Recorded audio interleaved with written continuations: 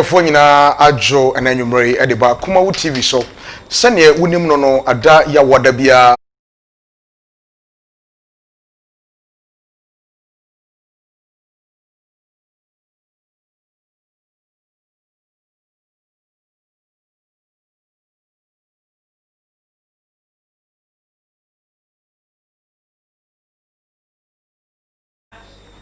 right yema yahwefo nyina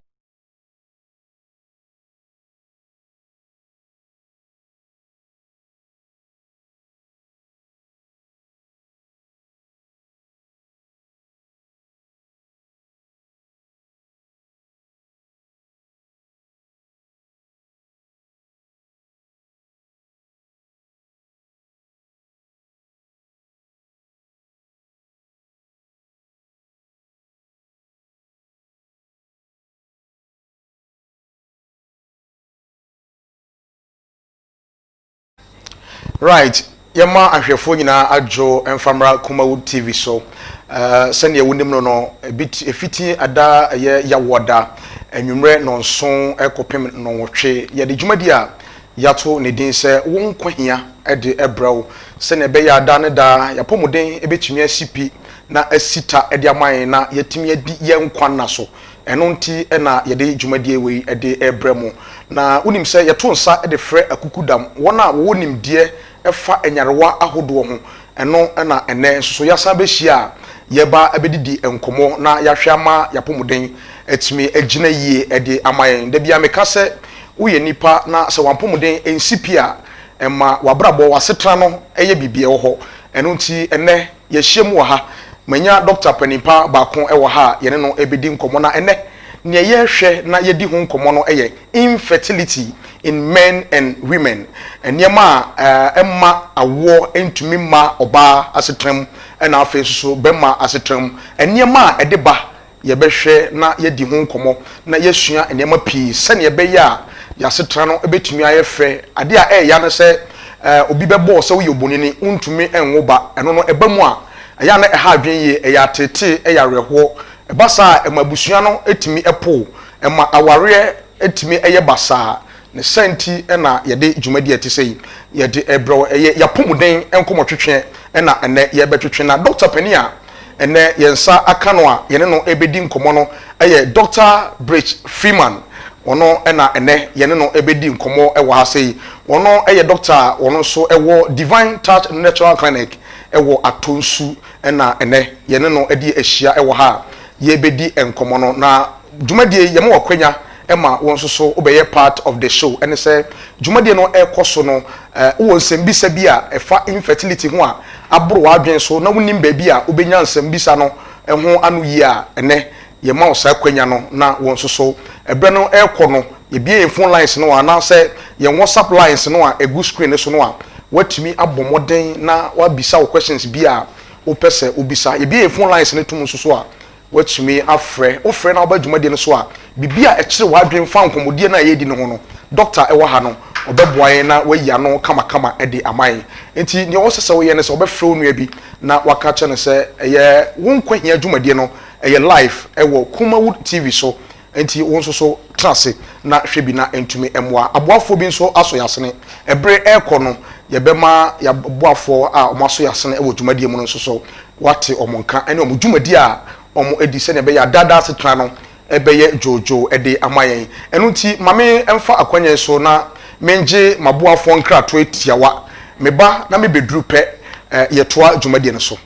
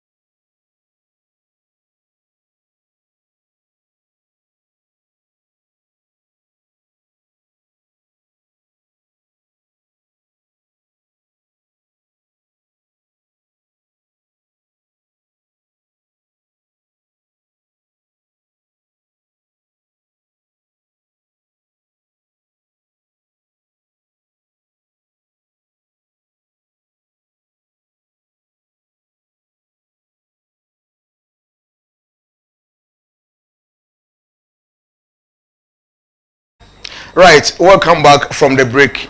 Kumawu TV ena wani egusu a wo hwe no. We eye Wonkwa Hia dwumadi a ye de ebro no. Ena enso so se na medi kan no ya trase na Dr. Penny ewo ha ye hwe infertility in men and women. Eno ena ye di ho komo Dr. Bridge eye Freeman ena ye no edi nkomo. Wono eye Dr. Penny ewo Divine Touch Natural Clinic ena ye no edi ahia ewo ha na enkomo twetwe no ebeye fe fronu abi na ka che ne se we eye apomuden emre ena wanu eguso a wo hwe no ye di nkomo ade afa ya apomuden ho eno nti mo fide no ena ya doc ewo ha de mema doctor akwaba doc akwaba yeah onya me ba to bibia boko de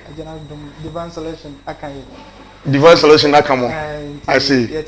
moti apopa and divine touch no be ye adwuma wo ha ne solution na akaye okay a doctor for crowd de bia na metaka se mo de ana time bisa se mo ho te sen san se mo apomuden hwie na ho na mo da mo dware esra e wo ho nyina na che se nyame aye mo kese pa divine solution media okay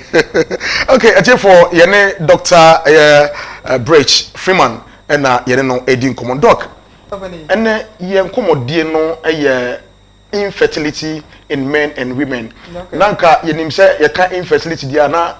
dodo na adwen akoye se infertility na ye ma nko a na enwo na eden na afedi e mema de e ba be ka ho menim se ye be hwe ni nyinam na ye ka infertility ne kura doc ene de yin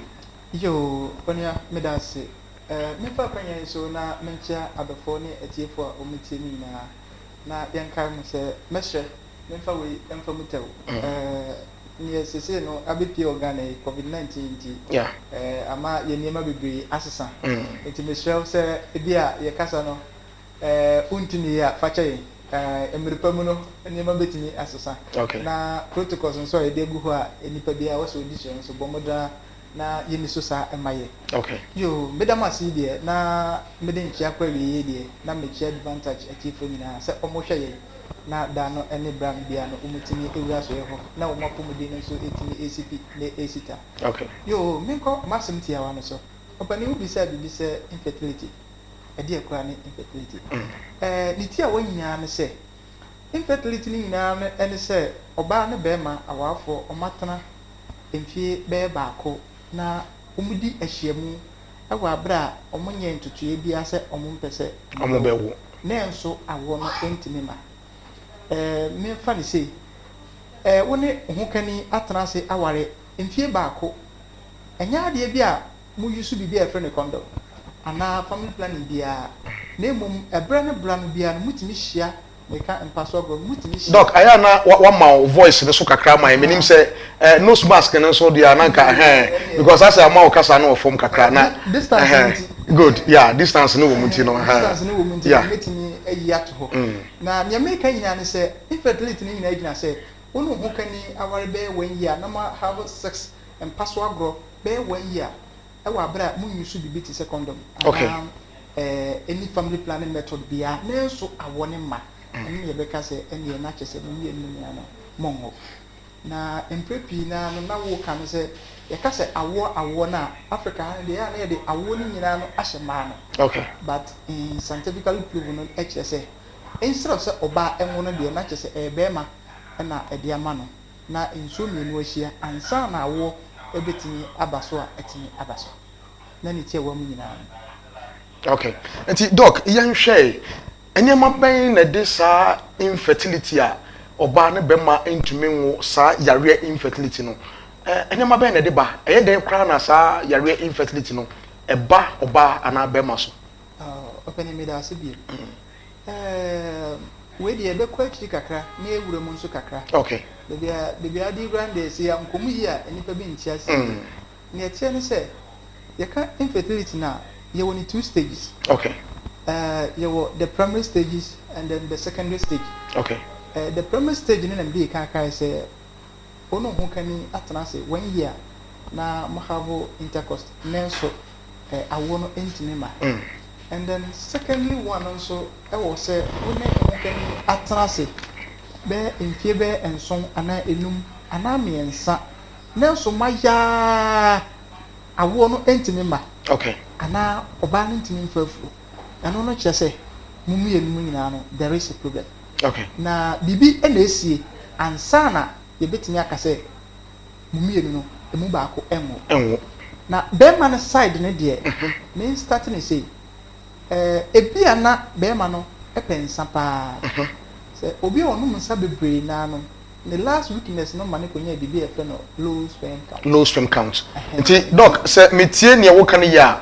bema ope ensa bebre otanum nsa bebre no otanum nsa bebre a etimi ema sa bema no enya low sperm count ja okay yeah eno ye bema no side no okay ana ne toso mi no enso ne se inema no so ne kese moro so bebre inema no side no so one factor actually say obetini enya bibia say oba ewo hoyi na oso ase oye kese bibra eno nso emma ono nso etiminya sa yarewai one factor so okay on say me can we back na maka o be can we nso back sanete and ye free bibi in medical wise no ye free bibi STIs,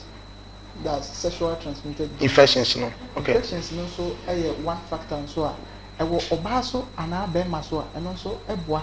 ema na wo no esi ho kwan ebebre talk na che se enam yare ti se gonorrhea syphilis ya yenimu yi eno wo oba ana be ma so a eno so ema na si na wo ho kwan bebre ema no so no say ye free bibi ovulation se oba wo ho na se omuni nsa kra eno ye one factor e kire se oba no na eno no ebi wo sa se oba bi ti ho bosome so a se ne Nyankopon hihye mu waye no no oba no de onya ne menses kra no kaso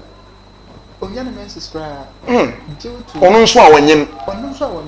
due to medical reasons e be so okay ewo ho a oba bi ho a onya ne menses kra ena ne toso mi no in a man mu na mi rei ene toso mi no se obi o so onya long term ana bleeding onya na menses no but me bleeding more than the days I was bleeding. I see overflow not just say enka normally no oba se obu ne nsa ensa buo no emoja no ensa se nkeni kon se eba ma ne bro so pi se eba so oba bro so pi a eno so so timi sa kofa ohawo infertility no edeba no kwasem no se nka bosu ni bia no oba ka bobu nsa nka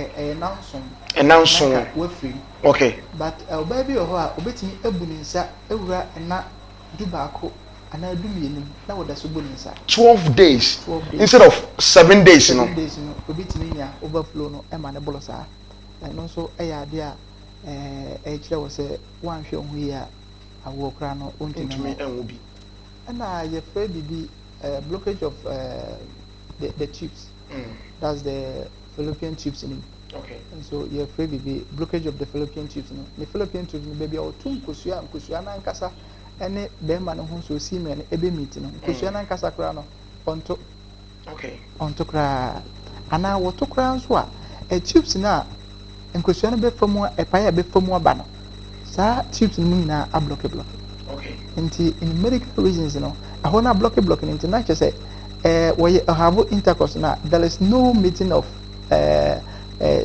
sperms, you know, and obani didn't be meeting because obani didn't intimate because of the blockage. So, and no, I don't know, Amiaka say obani, so infertile. Doc, now, is possible say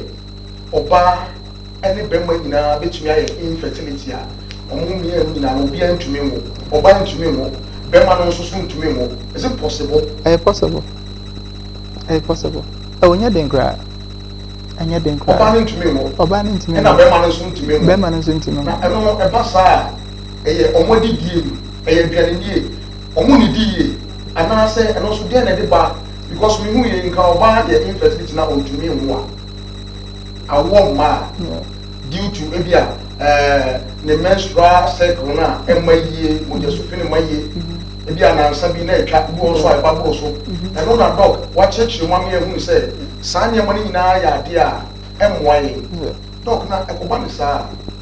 be ma no so entumi enwo ba e na oba no so entumi enwo o say e possible na e di na enko yi ana se di ntra enye di na enko yi enye ma bebre e factor in okay yenhwe be ma no side na okay make us say ebi ana be man wo bibi e friend diabetes in medical side na mde be wrem no ebi ana be man wo bibi e friend diabetes na when diabetes no so akona nimu no ebe man e be man ankasa kra no atofom entimi pejampo ene wo de aye adwuma one factor ejina ho say be man only desire to have say one ne ho kani ebehia no ewo ho eno kele ne bibia eno kele ne bibia emma kra say one be oba no kra behia one say wunya desire say one ho kani behia there is no way say obetimi anyem oba no eno wo ho kala satenka be ma bi ho ni atenka kra so on oba ho ye na kono so ne behia yeah atenka ya emema ntimi nya you know be ma bi mo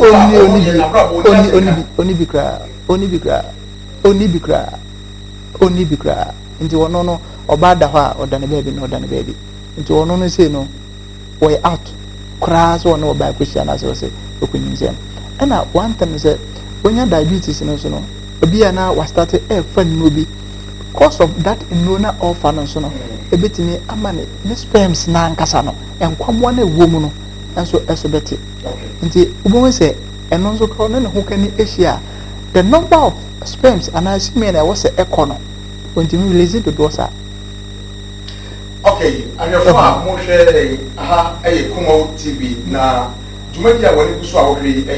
Wonkwa Hia jumadi na ene so ye di atwa no ene jumadi no ye ka bibi fa infertility in men and women pampa ana niamba ekoso a ema opa ana se bema entumi enwo cost ni bi ena doc eni edi mu nkomo no wa me yemu se possible se oba ene be nyina ebetumi ayesa abra awono entumi emma na me ka se juma ko bi so aso yase na ama ye di juma di etumi ebro na juma ko maso yase no Deni Herbal Center omo de impa abadwa so a wonya bi na wono a eboa esiesie ni badua na pa ebi ne Denimal mixture sa Denimal mixture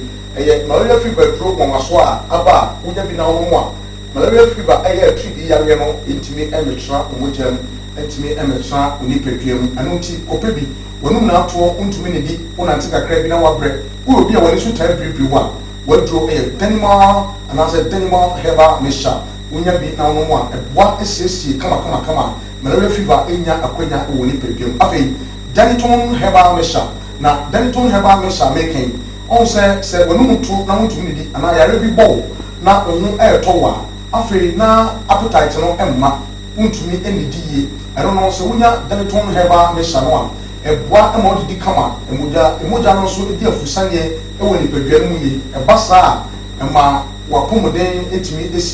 esita edemawo kopebi Deniton Herbal mixture no wonya bia ebeboa papa ama moja no aflow yi padua no eno achi yo Deni Natural Herbal capsules eno no so se wonya bi na wo ye bema eboa ema nipadua no enho ye den se ne be ya woni oba asia o mpoma budi mu a wankasa bu mu se wo ye bema ene bema bebre no ne bema no mo ne mu so a na asan esi trust ne nyina no wonya ye Deni Natural Herbal clinic and ase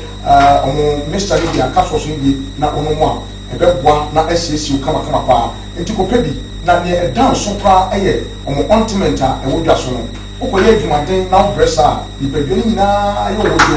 na wabrɛ no a ye kya untumi nsɔre nkɔ adwuma so no wonya bi na wo de srasra nipadua no a bebi a ye wo ye bia no ebegyae Deni Herbal ointment wonya bia ebesiesi kwa open room pa furniture Deni Herbal Center ewo prom okɔba dudo bi a open no nsa ebetumi akabi wode woni kyerɛ pharmaceutical shop and herbal shop bi emu so a Deni Herbal Center for nu pa no a ewo dwa so no eno so nsa ebetumi akabi frɛ on telephone number no na bibi a kyerɛ wadwen ana wo hia ndodo pa na wafrɛ na fe ye no atumi edi mu nkomo 0244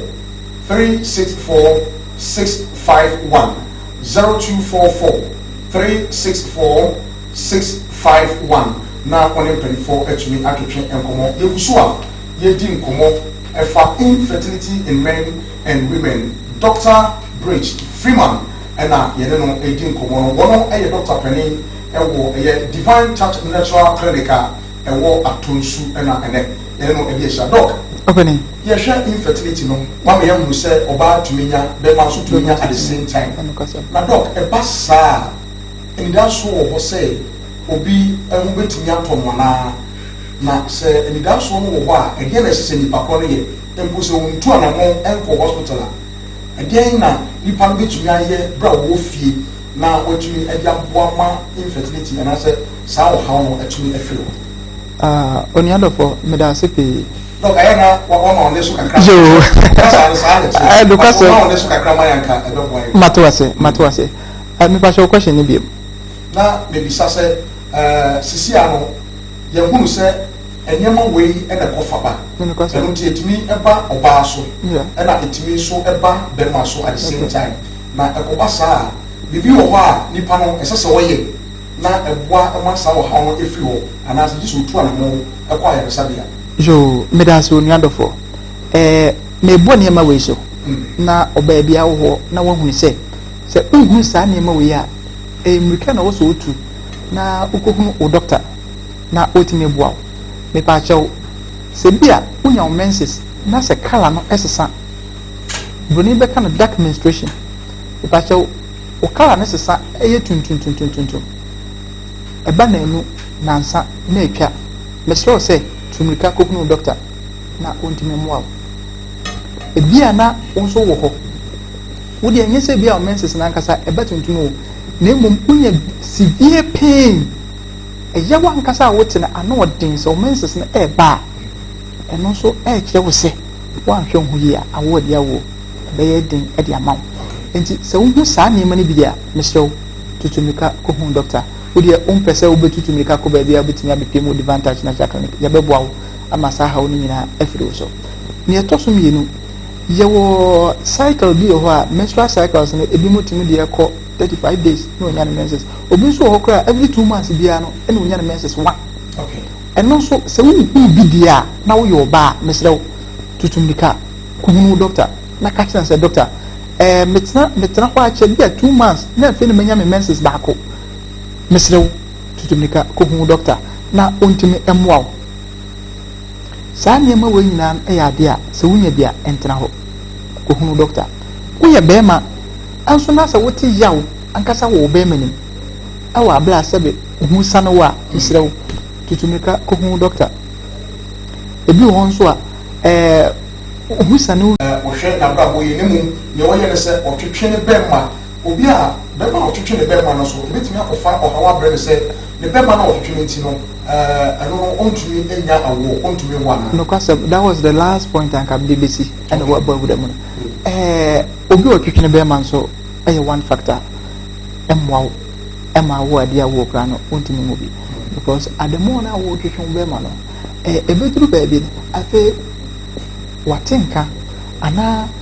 sperms na nkasa awo se eba ko fertilize oba na de e beduru ba bi na makra afi be bakra na tie bi ana eba na afi entina nkasa wo se moja nso edi mu afurisa no nso na eviki nti beduru ba bi no ne end point ni na se obema no so beto fom afi entimi mpege ne mu kra eno so eya ade a se wo ye bia tutumika na ko hu doctor na oba emma side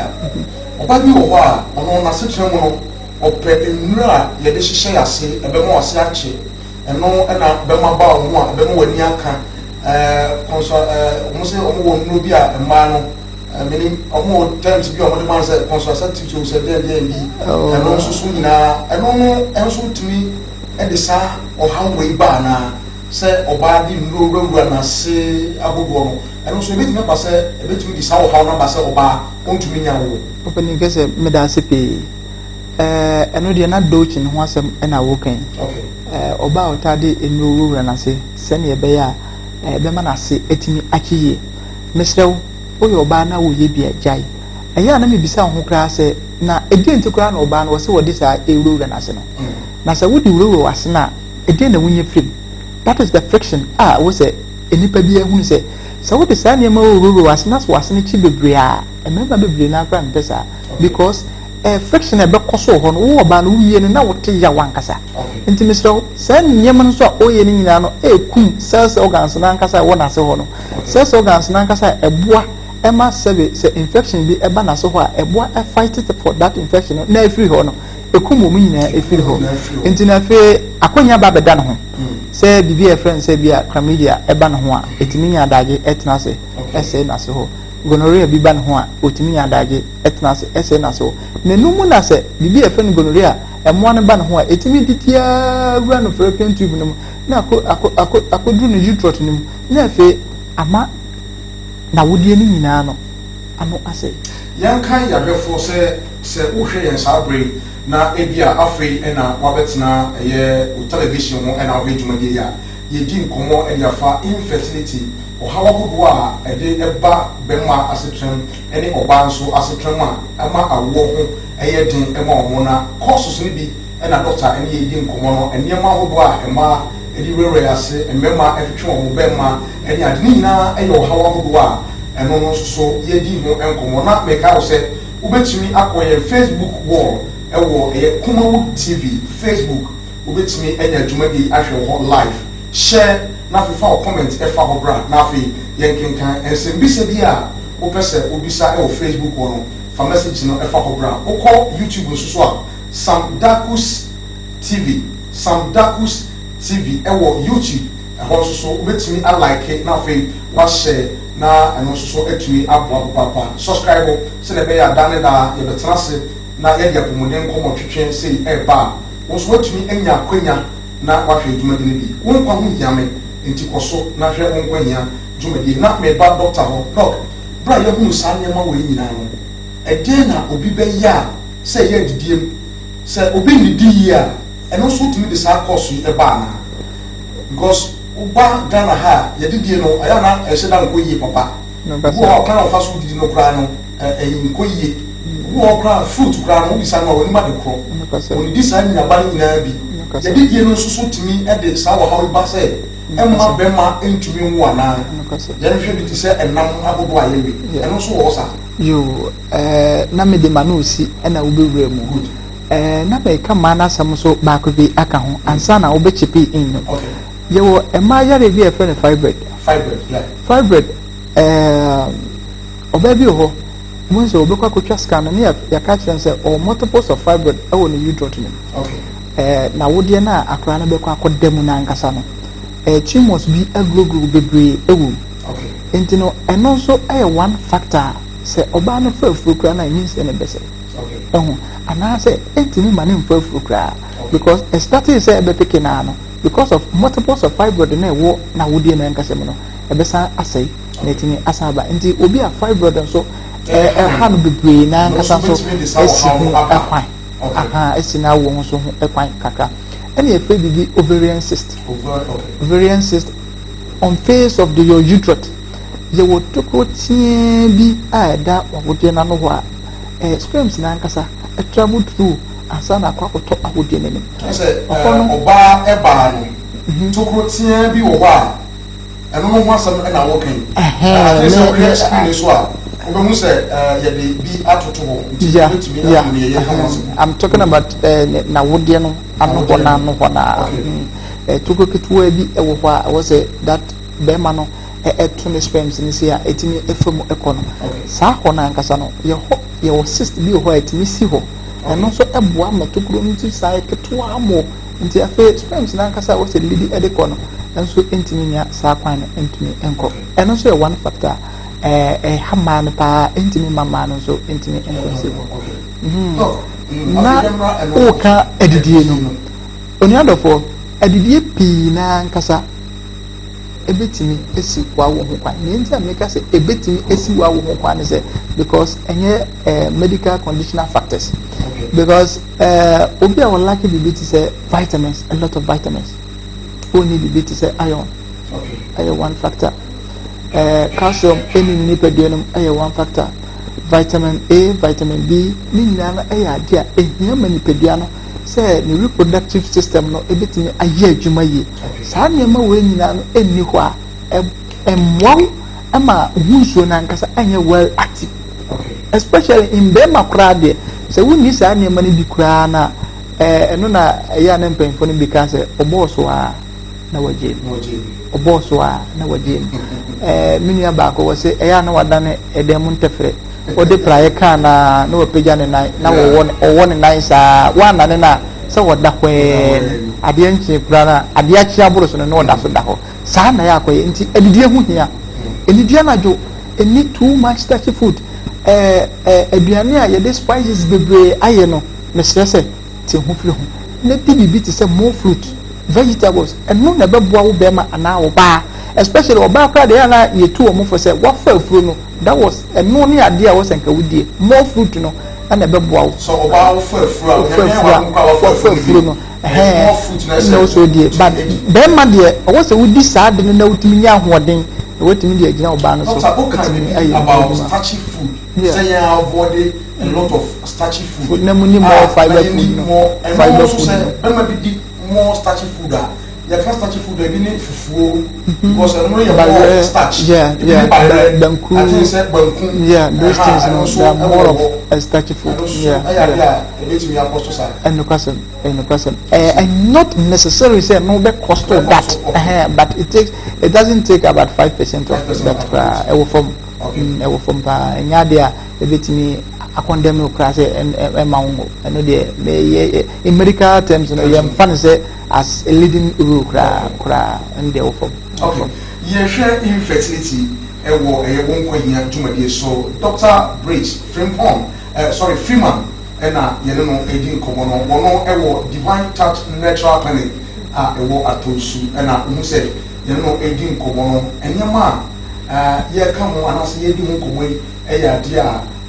boawo ama wasetra no ayefe eba awo semwa wohunu kwampa obefa so se o how bi sa e ofia aya na emma enije entai emma eno nti nso tutu na montentempa na foni eche aya sabia babia na yemwa wo wadidie mu so se ne doctor e ka no didie na emwa ma nyema entumi enkoyie emfa emma enti doctor e wa ha ye ye bre no so kwa na eko enti dwumade ne ko no bi die phone lines no na wo se bi se bi e fa nkomo twetwe a ye twetwe hu ya na afi etumi adi eho enkomo enti so wo hwe screen so a ye the phone lines no ato obetumi afre na wo so waba dwumade no so questions a wo a wo pese obisa efa ene enkomo twetwe no ho na wabisa number no e da screen so e 0200 603 602 0200 603 602 na wabo modern na fi wafre ofre na obaswa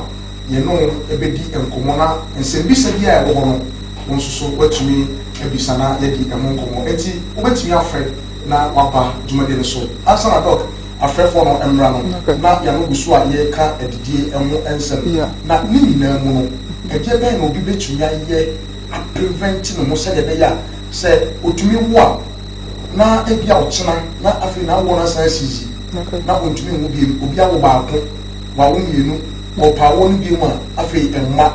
obekọ no yese eye infertility obi a wo pen de kede na infertility etimi eba no so e wo sa e wo on se na mene wo kasa no bi ka kire o se yen kasa obi ntimi nwo no na chese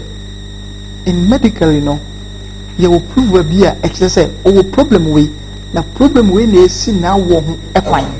ansa na yetimi akasa wo stage say na wo me na wo kasa na me ka say e ma ne de omo de ne ya na doso one thing ne say yare bebre na edeba na yare no so unya bia etimi change o menstrual cycle no o yo ba fa she utirimu say umu nsa there is no way so beating out. So sakura. There is no way. Na ubu nsa no so na se ebia emaye gu anansa na etwa. Na kire se medical error bi abaho.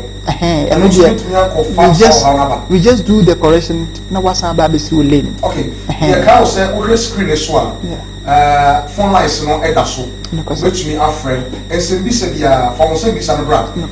Ye di nkomo e dia fa kwanpa ebe fa so etumi awo. So muntumi enwo a o hawa hodo a eno ntie nam so a amasa wo hawo aba no na ene yedi eho enkomo no wo se bisa wo betumi afre wo adwenche bi so a any contribution bia no obetumi afre na wonso watumi e de aba nti doc na wano buso akọ na me ka bibi se obi a wo bibi te se candidiasis na otimi ntwiti ye no ontumika na ometwiti okay obi a wo suffer bibi te se chlamydia chlamydia no so wentimi ntwiti a eno so betimi lead into that factor and na wo ka se obi awo mame ko amman so hello good evening. Good evening. Me ba so udin ene ba bi afre free. But me friend Wusu. Me ka se tam. Okay. Me ya Wusu who contribution bi say e yense bi sa obetumi abisa itio. But thing can say me o man na o se dia. Na spend.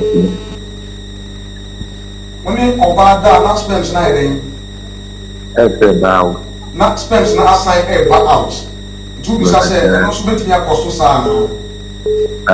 Okay, me da say doctor ha obehwe sa question nso ade amai. Ma me hwe me next caller wa man so. Hello, good evening. Hello, good evening. Okay, mesre say wo friend na wo ba jumadi ne so a bo modern say wo be lower the volume of your TV set. Se ne be ya obetie we kasa na edi nkomo mentie ohun e wo TV no so good evening Good evening. e ba cho din ba bi afrefri hello e ba cho udin ba bi afrefri But na ya mkata siku. na ya mo tie o But doctor kata no se. Uma o espero tinha para me dar que praia, mas dan wata problem ni dem am solo neto papa okay meaning say doctor say when ya on send bisa ni so betimi asan bisa ni maniti o okay next caller hello good evening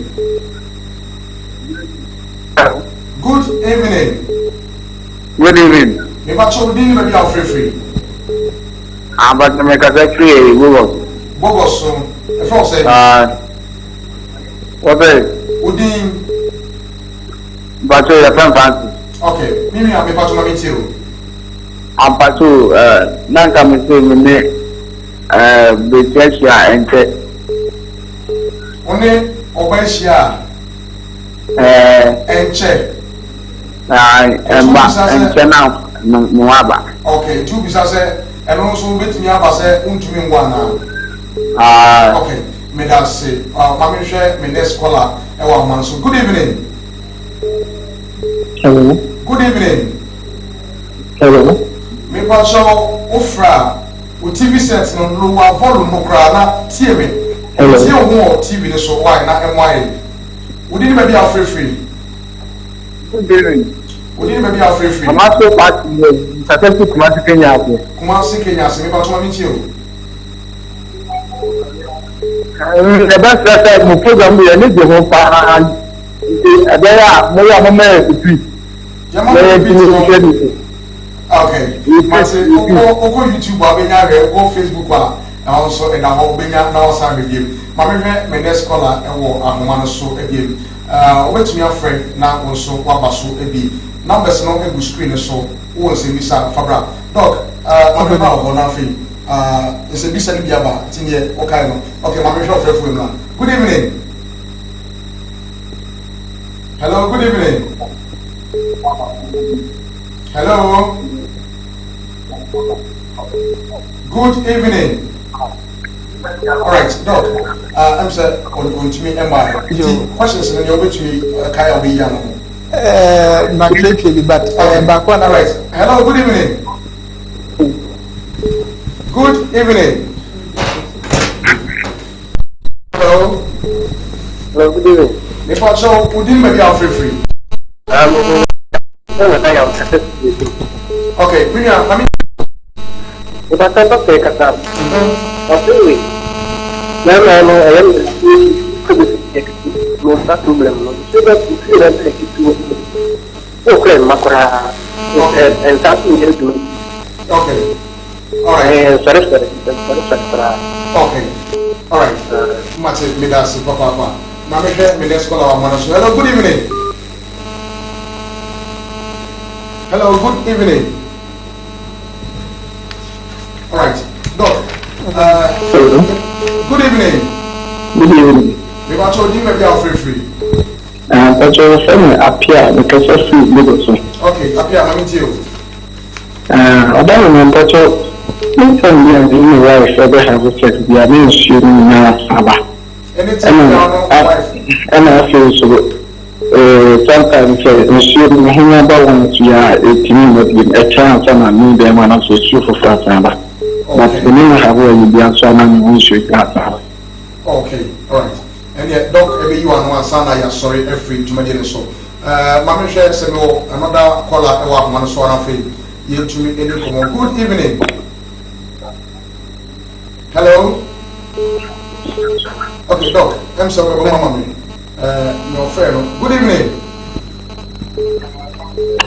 Hello, good evening. Hello, good evening. If so, didn't maybe I'll free.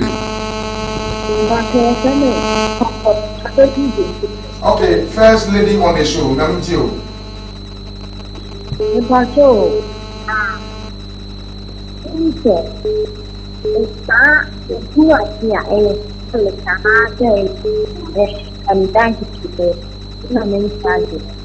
Okay, sir, and Sansa Buasia. Who was who said a candidacy, and I said a day, and we meet Miss Wawon. Okay. Hello, good evening. Hello. Good evening. Hello, good evening. Hello. Good evening. Evening. We didn't maybe our free. Because maybe something I just in the house. I just saw this. The problem is we menstruating for very 8 years. Because hospital mama medro na me no ma the next time mama medro no so the nurses na emma na me here be go so the me room say so mama yes and so say hame okay so maybe martin this time okay all right doc ewa ya bre no ishapa eti me ma doc kwan meet me fa ofrefo bia bi na mama fa ofrefo no hello good evening last caller. Last caller, good evening. Okay, all right. Young far friend for tomorrow is asking a dog. A bit me in some miss and be an for your dog. You will some few minutes. Not your call. No question. Yeah, questions no my church be a bit more dear name shada and yam clear into no near me. Meeting me at train and they're meeting me a your money. Okay. Mine back of free. None ask more can and say, One no who can Asia. Not Asamba. Mestre ne say onto anamo baby o bia no betima be pay more advantage na sha clinic na ya boa no ne tie ne say is either say oba no problem and also on one kasa so problem but on say in medical wise no yen hwehwe mu enya concrete proof bia e say ampa say na ekoso a meet me emmo yare bia emfanto so enje say yare we na also fa enti mestre tutumika be pay more advantage na sha clinic na yen hwehwe mu kakra bi emfa ho na ye hu ne ekoso woni pede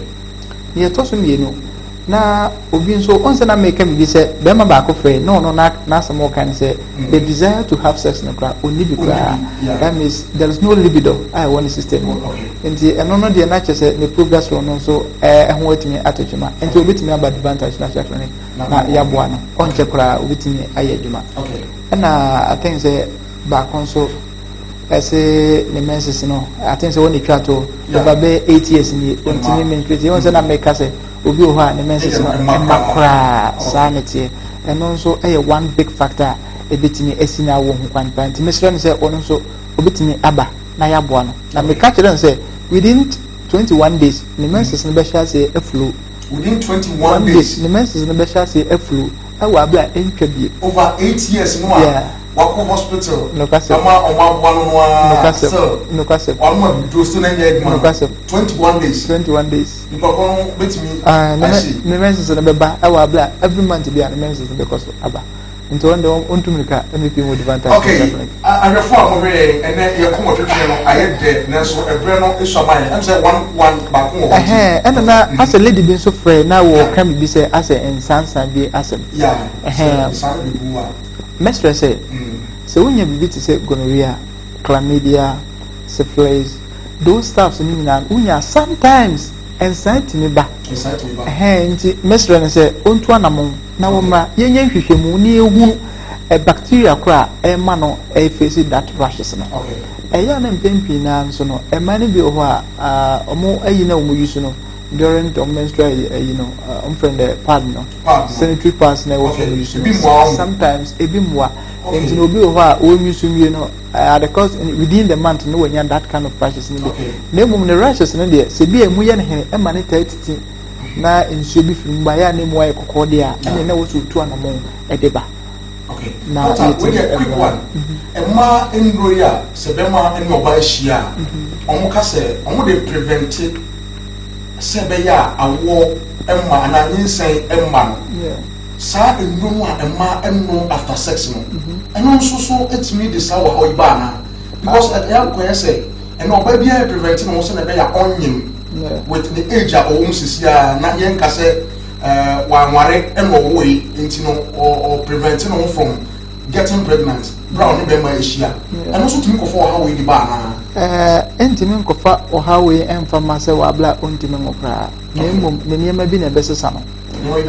one thing say eduro na nkasa o mofa e de prevent se onwo no eno ankasa kra sanso ya wodu okay yeah eno ankasa kra na sanso ya wodu san ya wodu okay entina ofa no amfa ne ya in the course of the day na obitimi anyam I see eno ansa so ya wodu na one thing say you will be a friend of hormonal imbalance ana progesterone sa nyama wo nyina wo nipadua ma sa wo start say o fa sa nuru na e change that cycle okay ana hormones na yes sa nyama ni nyina no afi na esesa no nti afi obegya sa nuru no na body no ankasa ya addicted to sa nuru nti body na wo ho a na ye no say sa nuru ni bi wo ni nti afi woni be ma hia kra na afi awo no nti memba nti ma ni bebre na wo ho a omo ye family planning ni bi awie omo jai omo yi agya say nuru no meka say ne wakɔhye 6 months 3 months ne kwa wajai and so up to date the message na inflow biem. Doc, last question no say oba bia wanyinsen na wayi agu baako wayi mienu ayi ne miensa so ti say awo no emma biem eno ebetimi apa say eyi na oyi no na akofo sa wo hana ba na say yareme bi na aba sanse ka oye na adwen se wo kra ebia nko betimi awo be enum ensia ekro ada na miensa ba ya oyi ya fe dia wo no twapra eno so ye infertility bi ana no kwasam say wasam ya o kan mintimi nsisu dia say no so infertility yet and say if say o person ya abortion na you go to the qualified person or know your abortion now there is no way say we nsusu so you are making na mo make say bia na wotife akofa aduro bi ana wa fa wa aduro bi ana wanom in the course of we take your medicine there we nim your medicine kokoye wa wodi nim ho okay eno dia ye betimi asisu dia say wa wo pe na wo de ye dia e de nsusu aso bone fufo bi bebre but go for the right procedure no so dia there are qualified doctors who are yes human and to for the right procedure and so there the right qualified doctors are yes human maybe but in Ghana no there are some person body but there are some omo ho yes human it is worth legalizer ubetimi akọ na wakoye it's a problem kwa ho there ye be san ama betimi asan ama na wakoye problem bi eni ho na mum wa wo peso na wa to no bi on say ma no e be ne say bia no wonye sika nkoye no mix some concoction bi ne na asem bi na what dey say you want e no dey na me ka che say awo ne made a betimi akofa sade no me da say papa ahefo mo hwe say wo hwe screen so a Dr. Bridge Freeman na ene di nkomo no boy Dr. Penny owo Divine Touch Natural Clinical ewo atonsu na ene di nkomo e fa infertility no ne number ewo screen no ase me pacho se wo nse bi se bia wo frame a ana ofresi edwum ha enya de a ye betimi ama wo answers doctor no ankasa ene wo ha no enti bibi e kire wa adwen na wantumi ama dwumadi no so a me hyew wadawoma bomodia na ene doctor ni nkomo ne telephone number no egu screen so wo betumi afre no after the show na enkomo bi wo ho a one no edi one on one enya bibia na wo betumi aka wo kasafidie so se wo ha obi a freno na ene no eni nkomo na fe wo hu mo a wobetumi e dia ba wo ye nua baba ko de wo nya solution sanse wo se 8 years na onya na menses eda doctor say o ma no 21 days saa o how no e to betwa enti wo nya solution won so e bia na unya wo de enti wo hwe screen so a doctor telephone number no e wo doc ye ko wo bibia o di twa to kra ma ya hwefo a e wo Wonkwa Hia dwumadi so na fe ye sorry yo onia medase yes sorry de na make etiefo say Divine Touch Natural Clinic ye wo Kumase atonso opacho ho ne wo na ye di program kakra bi esie ni so ya hwemu ehunu say wona wo manya bibi ti say 60 years ade ko omonim no eya na sikasem ho ankasa ayedin kakra amomo enti Divine Touch Natural Clinic say ye project bi e from die-cut project die-cut project eno che say obi wanya 60 years plus enfie adusa ade ko no so wanya bibi ti say diabetes omra Divine Touch Natural Clinic ye be no free I see ana ete ankasa esi nani ni so ete me kan ni yare na ete ho asem na me wo kan ye hwe eni yare bia ba se de se wa ete esi wani so no wanya mfie be adusia ade ko no but Divine Touch Natural Clinic ye be hwe wani na ama free ama ete na efri so but se ete na chi no yare foforo bi ho de a ye no be ka ho asem na fe ye di ho nkomo enti mesre se when you 60 years and above na se ete diabetes hawa free Divine Touch Natural Clinic ewo 0544 60 50 32 realize we so enkomo bia wo bia na ye no obedi na ya hwew ama diabetes no afiri so ya hwew am woni ete na esi so na ye de wadane abegu no so afiri so ama okay me da say wanya brain na wa say brain ahwe Kuma TV Wonkwa Hia we eye akomodin komotwetwe a ye de bro e wo kasa fodini so ada ya wada bia shadow so enwere no so pepepe na ya betena se na ye de komotwetwe no asaso ahyehye so no motwe na ye de kwa wiye sene ebrei ye de kwa wiye no ko ye Facebook wa ubetumi enya bi na wahwe ebia na wantumi anhwe ni nyina enwie ukọ ba asase ni nyina ubetumi enya kwanya hwe na like na afi wa share edi amaye se ne be ya onua bi enso betumi ahwe bi ukọ Samdakos TV enso so e wo YouTube no so a e wo so ubetumi enya kwanya na won so wetumi ahwe bi e wo YouTube Samdakos TV subscribe na da edwumadi ba wonya kwanya na wahwe bi mia ene me di dwumadi ho chiame me din ene Francis Adey dodoma ta frame DJ Lofty ebre e mapan na ye di dwumadi no asi ha Kristo e ya adon na ode ye nkwa echenya na wotwe se ne ye besan ahia bi na aseda ena me din ma me sponsors dani herbal center enupa omode abadwa so no ura pharmacy shop herbal shop bi emu a na wakope bi na wato mame fast da no ema eye me DOP Kobe Frank oko MCA also akoto Augustina and afi Loretta Lockit ewo Bernard and afi Miankasa Miriam Queen AJ Hipsy original Samdakos and OP Nozo 1 Sir Mike muina mo boy ema edwumadi ebro Kristo ya akoma na wotwe se ne ye besensia makra